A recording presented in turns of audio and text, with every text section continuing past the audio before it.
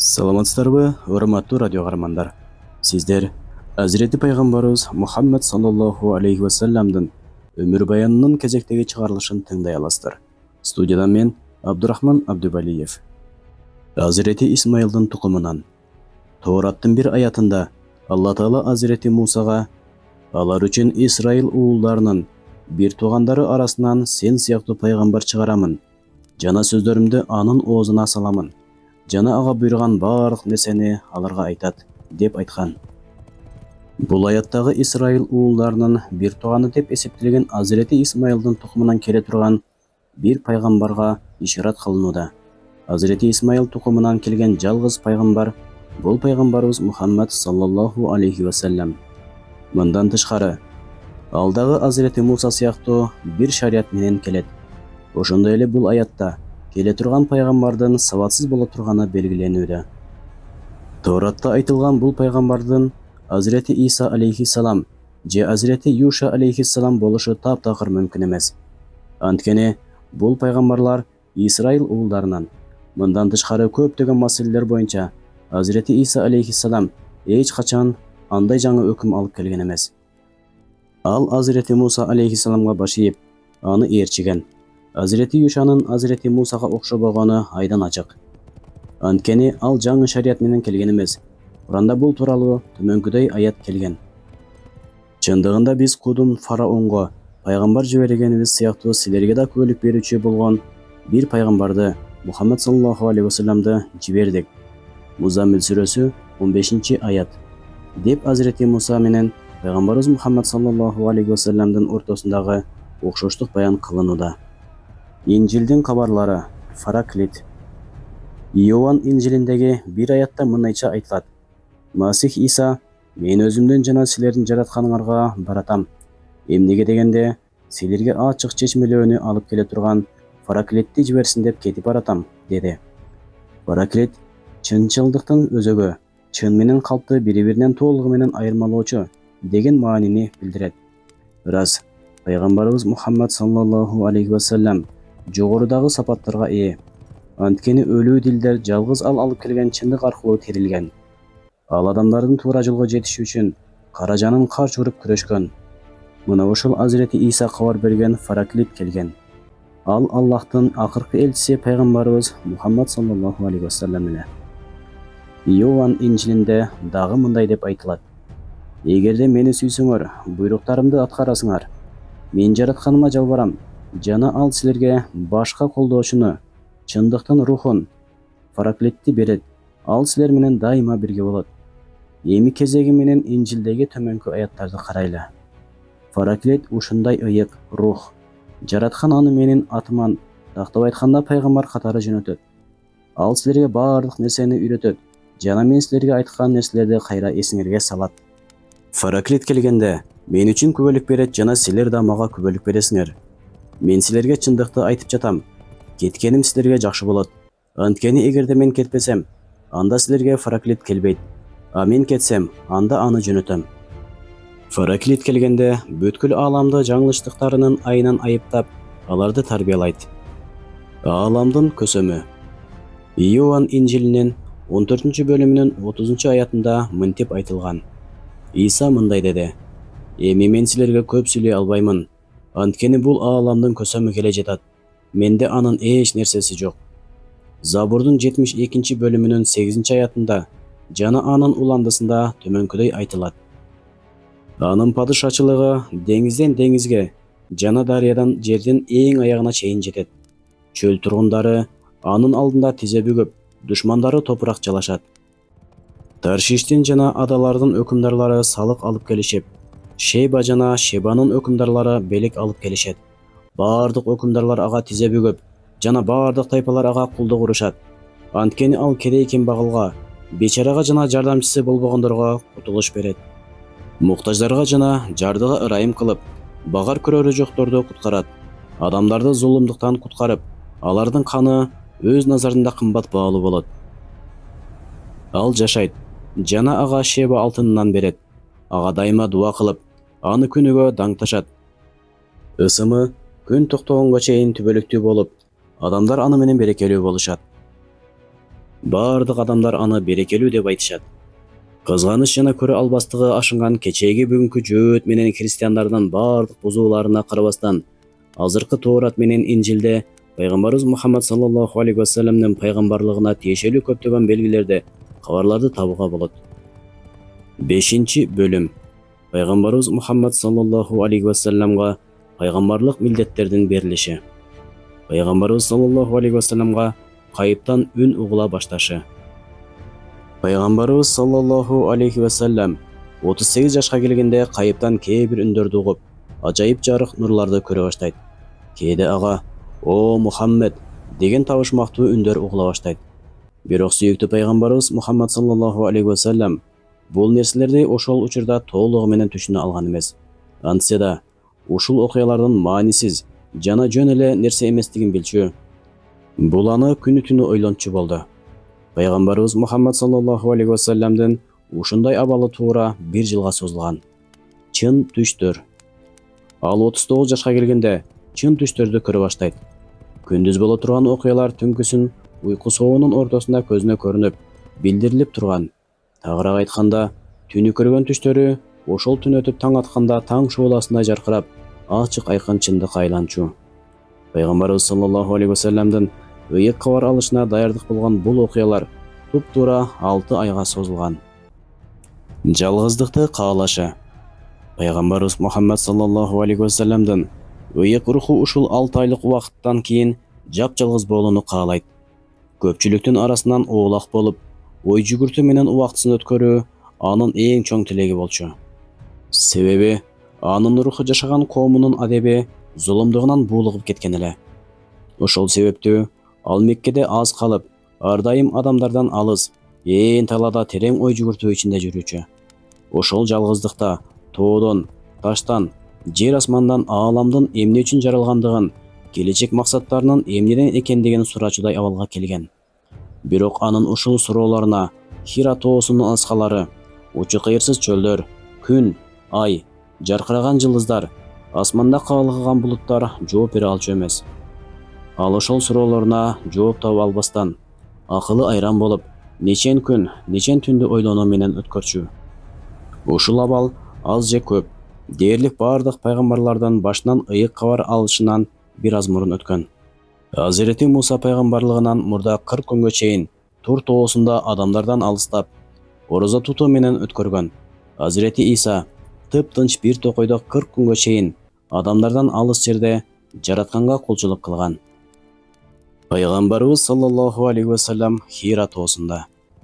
610-жылы пайгамбарыбыз саллаллаху алейхи вассалам 40 жашка толгон. Көп жылдардан бери адат кылган бир нерсеси бар эле. Ал ар жылы Рамазан айында Хира тоосунун боорундагы үңкүрдө отуруп, жаратканга кулчулук жана дуа кылып ойго батчу. Бул жер анын үйүнөн болжол менен 5 чакырым алыстыкта, бир адам кеңири баткадай мемиреген тынчтык ичиндеги үңкүр болуп, жалгыз ой толгоо үчүн ылайыктуу жер эле. Коомдогу бузукулуктардан кысылган жаны бул жерде эс алып, эркиндикке чыккандай сезилчү. Пайгамбарыбыз саллаллаху алейхи вассалам Хира үңкүрүндө туш келди эмес, Азирети Ибрахимдин Ханиф дини боюнча сыйынуу, ибадат кылуу менен алек болчу. Жашы 40-ка аяк баскан. Ошол учурдагы Рамазан айында ошол эле жол менен сыйынып, ибадат кылуу менен өткөрмөкчү болот. Зайыбы Хадиша энебиз даярдаган азык-түлүгүн алып, Хира тоосун көздөй жол тартат. Алгачкы ыйык кабардын келиши. Рамазан айынын 16 түнү артта калган. 17-си дүйшөмбүнүн түнү эле. Нур тоосу терең жымжырттык ичинде мемирип жаткан. Ошол маалда айланадагы бардык нерсе да аны менен бирдикте үн сөзсүз тып-тынч. Балким алдыда сүйлөшө тургандарга таазим этип, алардын үнүн сөзүн угуш үчүн күтүп турган сымал. Түн бир окумга барып, таң агара баштаган убакыт. Булбулдар сайрап, гүлдөр болгон мээрими менен айланага жыпар жытын төгүп турган мезгил. Жараткандын аты менен жан жаныбардын баарысы көздөрүн жарык дүйнөгө ачкан убакыт.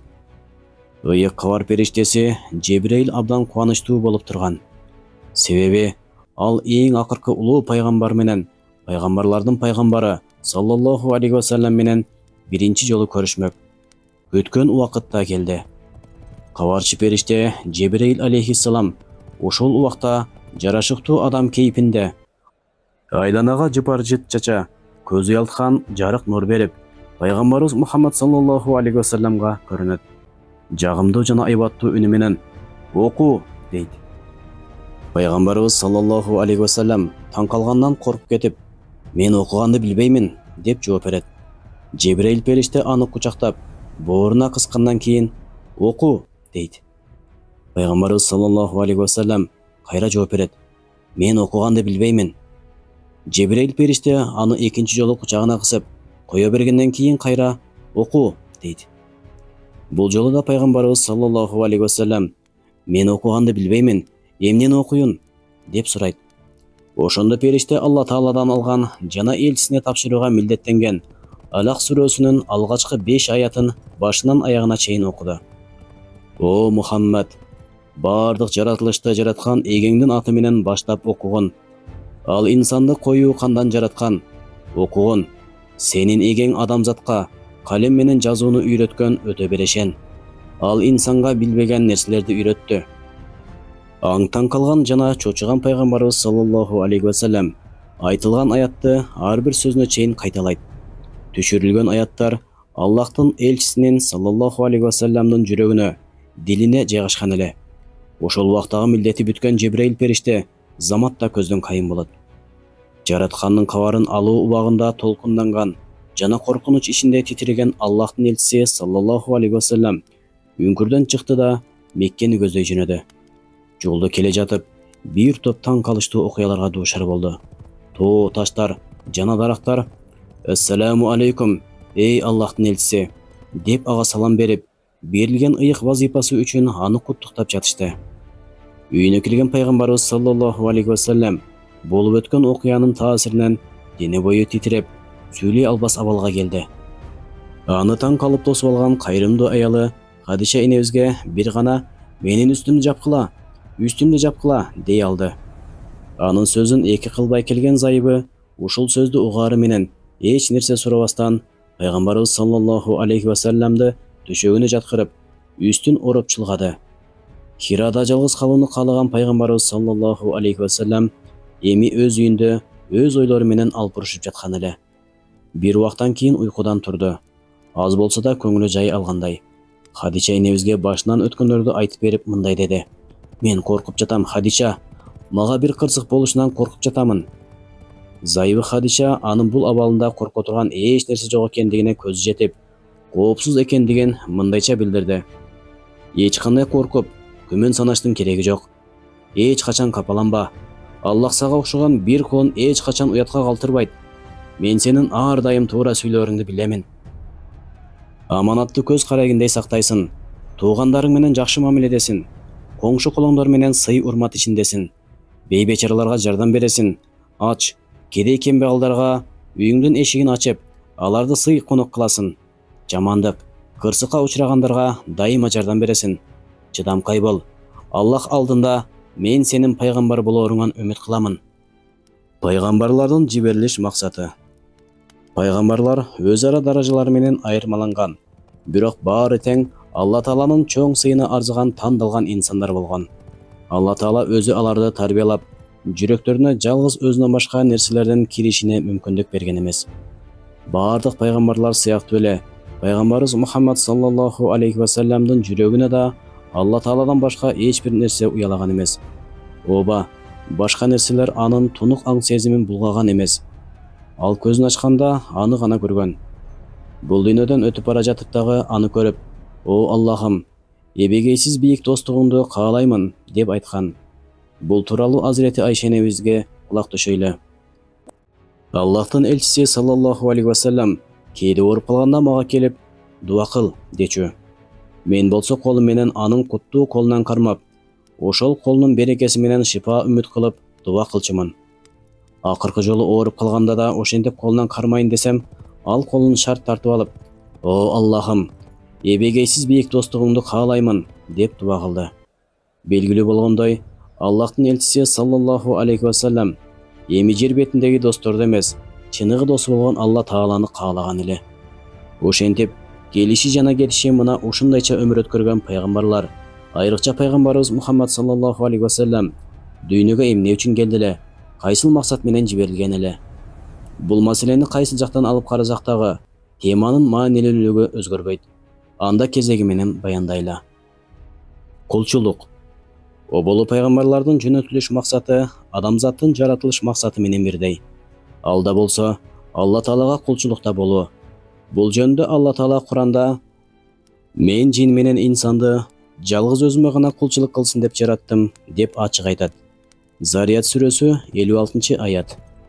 Демек, биздин негизги жаратылыш максатыбыз Алла Тааланы билип таануу жана ага ылайыктуу кулчулук кылуу, жеп ичүү, байлык жыйуу же бул утурумдук дүйнөгө тиешелүү убактылуу үй-бүлө күтүү эмес. Булар биздин табигый муктаждыктарыбыз. Бирок жаратылышыбыздан максат эмес. Пайгамбарлар бизге ушул сырды ачып көрсөтүү үчүн келишкен. Куранда Анбия сүрөсүнүн 25-аятында: "О Мухаммад, биз сенден мурда жөнөткөн ар бир пайгамбарга менден башка эч кандай кудай жок. Демек, мага гана сыйынгыла" деп ыйык кабар жибергенбиз, деп буга ишарат кылган.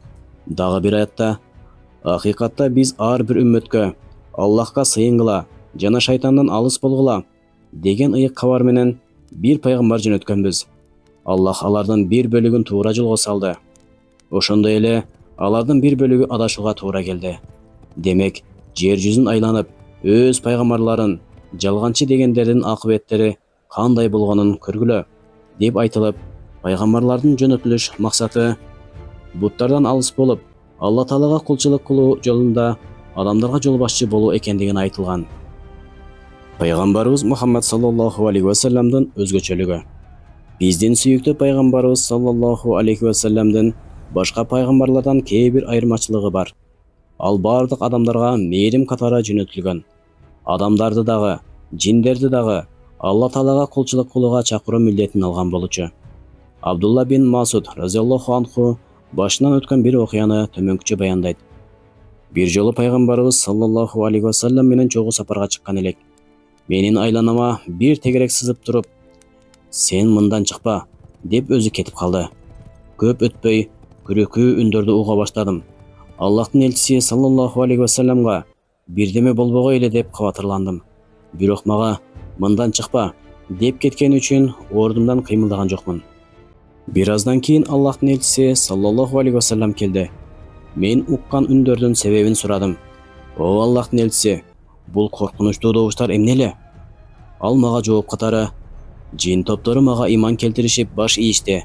Анан өз ара талаша кетишти. Ишенген менен ишенбегендер уруша кетишти. Сен уккан добуштар ошол болчу. Мындан тышкары менин тигил дүйнөгө кетерим билдирилди" деди. Аллахтын элчиси саллаллаху алейхи ва саллам бизге бул сөздөрү менен төмөнкү нерселерди айткысы келген. Менин бул дүйнөгө жөнөтүлүш максатым адамдарды жана жиндерди туура жолго салуу. Бүгүн эми жиндер дагы мага иман келтиришип баш ийишкендерине караганда бул дүйнөдө калуунун мааниси жок сыяктуу. Демек, эми мындан кийин мен бул дүйнөдөн кетсем болот. Динди жайуу. Пайгамбарлардын жөнөтүлүш максаттарынын дагы бири бул динди жайуу. Эгер алар келбегенде, биз кулчулукка тиешелүү маселелерди биле албай, буйрук менен тыюуларды эч качан ала албай, жоопкерчиликтерибизди түшүнө алмак эмеспиз. Намаз, орозо, зекет, ажылык деген эмне? Арак, кумар, сойкулук, сүткөрлүк сыяктуу арам нерселер деген кандай болот? Буларды эч биле алмак эмеспиз. Ырас, булардын бардыгын жана ушуга окшогон далай маселелерди пайгамбарлар аркылуу үйрөндүк. Бардык пайгамбарлар бирдей эле кабар менен келишкен. Муну кыскача пайгамбарлык милдет деп айтабыз. Пайгамбарларга тиешелүү бул жалпы максат жана милдет Куранда төмөнкүчө баяндалат. Алар өткөн пайгамбарлар Аллахтын буйруктарын пенделерге жеткизе турган, андан корко турган жана Аллахтан башка бирөөнөн коркпой тургандар. Аллахтын өзү жетээрлик эсеп кылуучу. Асхаб сүрөсү 39-аят. Ооба, алар ушундай максатты жүзөгө ашырыш үчүн келишкен. Алдыларына чыккан бардык тоскоолдуктар аларга эч кандай таасир бере албайт. Алар коркуу эмне экенин билишпейт, анткени алар бир гана Алла Тааладан коркушат. Бул тууралуу пайгамбарыбыз саллаллаху алейхи ва салламга Куранда мындай деп айтылган: "О пайгамбар, сага жаратуучуң тарабынан түшүрүлгөн нерсени жеткизгин. Эгер бул буйрукту аткарбасаң, анын элчилигин пенделерине жеткизбеген болосуң. Аллах сени адамдардан алардын зыянкечтигинен сактайт. Албетте, Аллах каапыр коомду туура жолго баштабайт. Маида сүрөсү 67-аят. Тактап айтканда, эгер сен милдетиңди аткарууда мүчөлүштүк кылсаң, бул сенин жөнөтүлүш максатың болгон пайгамбарлык милдетиңди аткарууда кетирген каталык болуп саналат. Бул болсо, жалгыз сенин жеке турмушуңа тиешелүү каталык болбостон, бардык адамдардын жеке жана коомдук турмушуна тиешелүү зор маселе. Анткени сенин милдетиң бардык адамдарды караңгылыктан жарыкка чыгаруу. Эгер сен бул милдетиңди аткарбасаң, бардык адамзат караңгылыкта калат. Бирок түпкүлүгүндө ал эмнеге жөнөтүлгөнүн аткаруучу милдетин абдан жакшы билчү. Пайгамбарыбыз саллаллаху алейхи вассаламдын динди жайуусу. Аллахтын элчиси саллаллаху алейхи вассалам бул улуу милдетти алгандан кийин бүткүл өмүрү динди жайуу менен өттү. Ал үймө-үй кыдырып, өз динин кабыл ала турган көңүлдөрдү издеди. Каапырлардын жана бутпарастардын каршы чыгышы алгач көңүл бурбоо, кайдыгерлик түрүндө болду. Андан кийин алар шылдыңдай башташты. Анан ар кандай кыйноолорду, азаптарды аябай жасашты. Баскан жолуна тикенектер ыргытылды. Намаз окуп жатканда башына малдын кан жини төгүлдү жана ар кандай кордоолорго дуушар болду. А бирок Аллахтын элчиси саллаллаху алейхи вассалам булардын эч бирөөсүнөн коркуп, артка кетип калган жок. Милдетинен баш тарткан жок. Анткени анын дүйнөгө жөнөтүлүш максаты ошол болчу. Эң коркунучтуу душмандарына дагы көп жолу келип, Алла Тааланын динин түшүндүрдү. Ооба, Абу Жахил жана Абу Лахаб сыяктуу диндин, ыймандын душмандарына ким билет, канча жолу барып, чындыкты Алла Тааланы айтты. Ал жарманкелерди кыдырып, бир киши болсо да туура жолго келиши үчүн үймө-үй кезди. Куттуу жүзүнө эшиктер тарс жабылды. Бирок ал тажабастан башка учурда да ошол эле үйлөргө барды, ошол эле нерселерди айтты. Ал эч тынымсыз бардык жерден чындыкты кабылдоочу, таза көңүлдөрдү издеди. Тапканда анын көңүлүнө кирип, ага рухунун эргүүлөрүн төкчү. Ушундайча чөйрөсүндөгү нурдуу айлана күн өткөн сайын кеңейгенден кеңейе берди. Ал кеңейген сайын каапырлар жинди болуп кете жаздашты. Бул жиндилик аларды ушундай келесоолукка алып келди. Көктөгү күндү үйлөп өчүрүүгө аракет кылгандар сыяктуу топтолушуп алып, бул ыйык нурду өчүрүүгө аракеттеништи. А бирок күн биздин салыштыруубуз. Ал эми ал алып келген нур күнгө дагы жарык бере тургандай сапатта эле. Анткени ал нур Алла Тааланын нуру болчу. Курандын бир аяты каапырлардын күлкү келтире турган абалын төмөнкүчө баяндайт. Алар Аллахтын нурун, исламды ооздору бекерпоз, пайдасыз сөздөрү менен өчүрмөкчү болушат. Аллах болсо каапырлар каалашпаса да өз нурун толуктайт. Тооба сүрөсү 32-аят. Шылтоого жол калтырбоо. Пайгамбарлардын жөнөтүлүүсүндөгү дагы бир максат адамдардын акыретте Алла Таалага карата эч кандай шылтоосуна жол калтырбоо болуп саналат. Куранда бул тууралуу мындай деп айтылат: адамдардын пайгамбарлардан кийин Аллахка каршы эч бир шылтоосу калбаш үчүн сүйүнчүлөөчү жана эскертип коркутуучу катары пайгамбарларды жөнөттүк. Аллах баарынан күчтүү жана парасаттуу. Ниса сүрөсү 165-аят. Пайгамбарлардан башка ар кандай башчылар адамзат топторун толук ынандыра алган эмес. Кээде ынандырышкан абалда да андайлардын жол жоболору жараткандын жардамынан куржалак болгондуктан алар сунган эч бир эреже жана эч бир сөз аракет карапайым адам жоругунан ашып түшө албаган жана убакыттын өтүүсү менен сары жалбырактай сапырылып жок болгон. Ал эми пайгамбарлардын башчылыгы башкача болгон.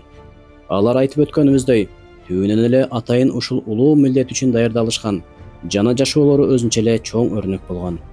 Ар бир пайгамбар адамдарды ишендирүүгө жана ишенбегендердин шылтоолоруна орун бербөөгө жөнөтүлүп, бир топ улуу кереметтер менен кубатталышкан. Пайгамбарыбыз саллаллаху алейхи вассалам болсо бардык пайгамбарларга тиешелүү кереметтерди көрсөтүп, өзүнүн баарына жол башчы экендигин көрсөткөн. Куран сыяктуу улуу кереметтерди көрүп тура турган биз үчүн да эми динибизге кайдыгер мамиле кылууга эч бир шылтоо жок. 6-бөлүм. Биринчи мусулмандар жана аларга көрсөтүлгөн кыйноолор. Биринчи мусулман Хадича энебиз. Пайгамбарыбыз Мухаммад саллаллаху алейхи вассалам Хира тоосунан жараткандын ыйык милдетин алып, улуу пайгамбарлыгын баштайт. жаңы динде эң мурда, эң жакыны болгон жубайы Хадичага түшүндүрөт. Хадича энебиз дароо эле мусулманчылыкты кабыл кылат. Пайгамбарыбыз саллаллаху алейхи ва саллям андан кийин Хадича энебизге Жибрейил периштеден үйрөнгөндөй даарат алдырып, экөө бирге 2 рекет намаз окушат. Азирети Алинин мусулман болушу. Хадича энебиздин дароо иман келтирип, мусулман болушу пайгамбарыбыз саллаллаху алейхи ва саллямды өтө кубандырган. Ошентип, жер жүзүндө анын динине ишенген, кабыл алган бирөө бар эле. Пайгамбарыбыз саллаллаху алейхи ва саллямдын исламга чакырган экинчи адамы жакын туугандарынан Азирети Али болду. Ал 5 жашынан бери пайгамбарыбыз саллаллаху алейхи ва саллямдын тарбиясында жүрүп чоңойгон эле. Бир күнү ал пайгамбарыбыз саллаллаху алейхи ва саллямдын Хадича энебиз менен чогуу намаз окуп жатканын көрдү. Алгач намаз 2 рекет болуп, 2 убакыт күндүзү жана кечинде окуу парз кылынган. Кийинчерээк буга тахажжуд намазы кошулду. Мираж түнүндө намаздын 5 убакыт болуп, парз кылынышынан кийин түнкү намаз үммөт үчүн нафил, ал эми пайгамбарыбыз саллаллаху алейхи ва саллям үчүн парз боюнча калды. Таңдана карап турган жаш Али намаз бүткөн соң, "Бул эмне?" деп сурады. Пайгамбарыбыз саллаллаху алейхи ва саллям, "Бул Аллахтын тандаган, сүйгөн дини. Мен сени бир Аллахка иман келтирүүгө чакырамын. Адамдарга пайдасыз, зыянсыз болгон Лат менен Уззага сыйыныштан баш тартууга чакырамын." Азирети Али мындай сунушка ойлонуп, анан мындай дейт: "Мен муну мурун эч укканда, көргөн да эмесмин. Атам Абу Талипке айтмайынча эч нерсе дей албаймын." Бирок пайгамбарыбыз саллаллаху алейхи ва саллям азырынча динин ачык жайууга буйрук ала элегеле. Ошондуктан Азирети Алиге төмөнгүдөй эскертет: "Эй Али, кааласаң айткандарымды жаса. Эгер жасабайын десең, көргөн укканыңды эч кимге айтпа, жашыруун сакта." Азирети Али бул сырды сактоого сөз берет. Ошол түндү ойлонуу менен өткөрөт. Ошентип, таңдын агарышы менен анын көңүлү да агарды. Аллахтын элчисинин саллаллаху алейхи ва саллямдын алдына барып: "Аллах мени жаратарда атам Абу Талиптен сурабаган соң, мен да Аллахка сыйыныш үчүн андан акыл сурабаймын", деди да мусулман болду. Мусулман болгон алгачкы бала Али болгону 10 гана жашта эле. Абайлоо, алдын алуу бул дайыма жакшы нерсе. Өзгөчө бир ишенимдин жайылуу учурунда абдан пайдалуу. Ошентип, пайгамбарыбыз саллаллаху алейхи ва саллям Азирети Алиге көргөн уккандарын айтпа деп эскертүү менен бул дүйнөнүн тадбир мыйзамын акырындап түшүндүрүү жана даанышмандык мыйзамдарын сактап, кылган акылмандык иштери кийин бизге да үлгү болгон. Чынында эле абайлап иш кылуу, учурдун жана жашаган жердин шарттарын эске алып, динди жайуу пайгамбарыбыз саллаллаху алейхи ва саллямдын турмушунда маанилүү орунду ээлейт.